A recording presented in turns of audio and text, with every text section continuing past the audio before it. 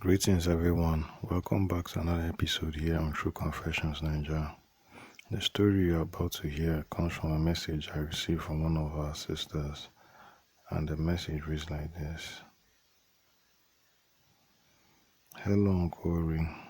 Hi, everyone. My name is not important. Please just call me a mother that has seen too much.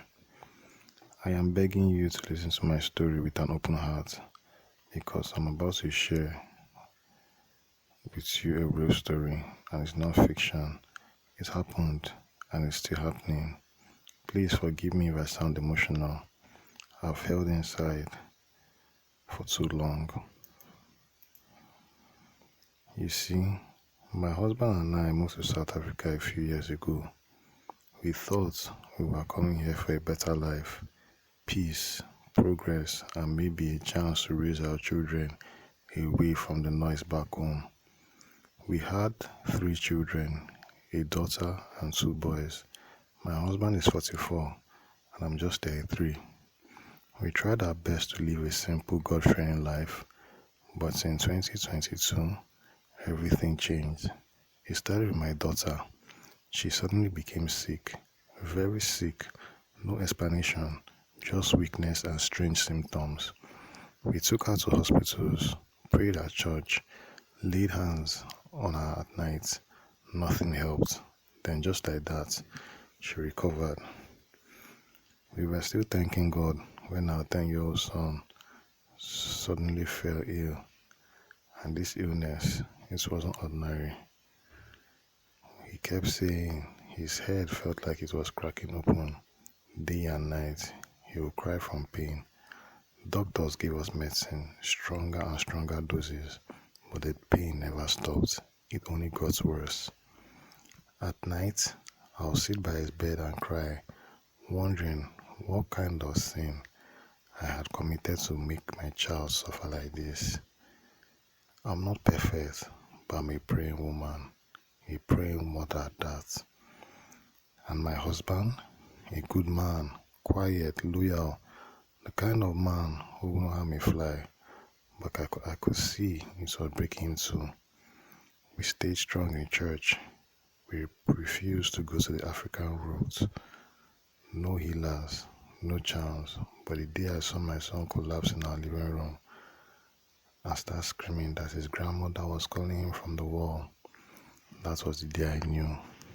That was the day I knew that no, this was no ordinary sickness. I begged my husband, please, let's just go and ask someone, anyone. And though it went against everything we believed in, we went to a traditional healer. The things the man told us, I still can't forget. He said the sickness was medical, it was spiritual, and it was caused by people close to us, my husband's own parents. I said, no, not them. My mother-in-law may hate me, but she will never harm her own grandson. But the healer looked at me and said, they made a pact with the devil.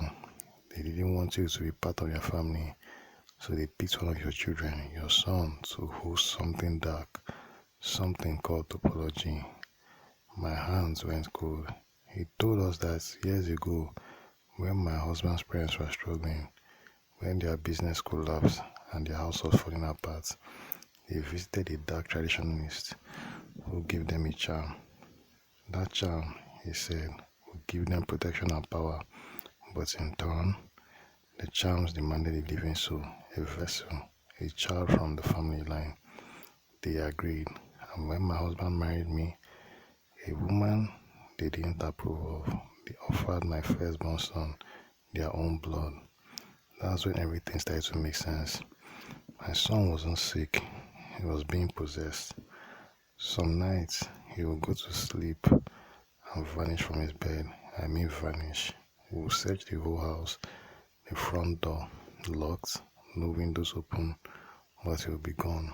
And 20 minutes later, he would reappear in the corner of the room, looking like nothing happened. Sometimes he would scream, she's here, Granny is here, she came to take me again. His siblings were terrified of him. They wouldn't sleep in the same room. Even the school suspended him because he disappeared during class. Imagine that, a 10-year-old boy vanishing from his desk.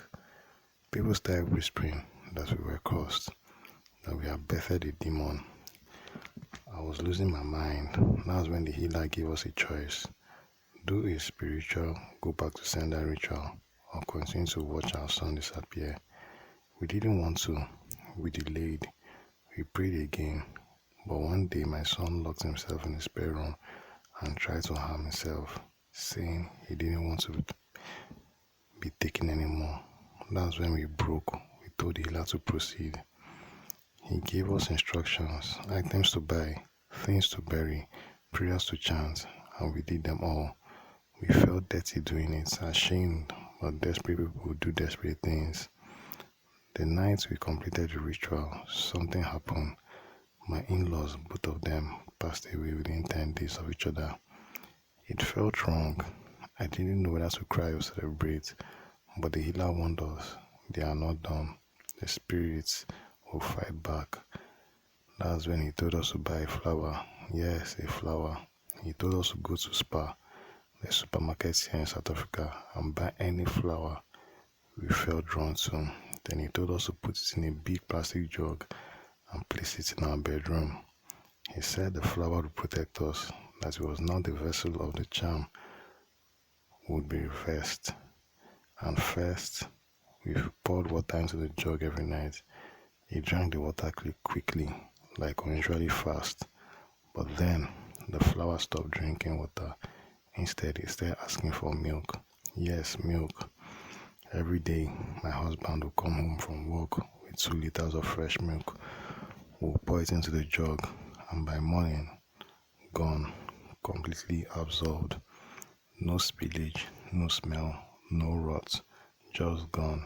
He drank milk like a baby, and the healer told us, as long as he drinks, you are safe.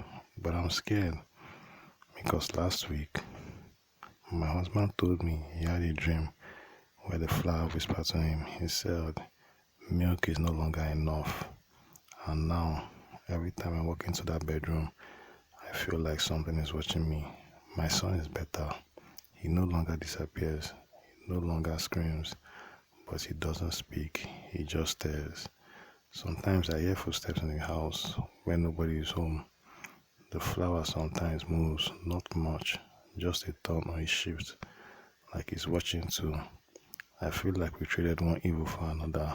So I'm asking you, please, dear listeners, what should we do? We tried the church, we tried the healer. Now we have a flower that drinks milk and may one day demand for blood. Do we burn it? Do we run? Or have we already gone too far? Thank you for listening. I appreciate you for allowing me to share my confession. I look forward to hearing from the opinions of viewers in the comment section. Dear listeners, right there was a message that was sent to me by one of our sisters. Let us try to talk to her in the comment section. Things they really happen for this our world. Wow.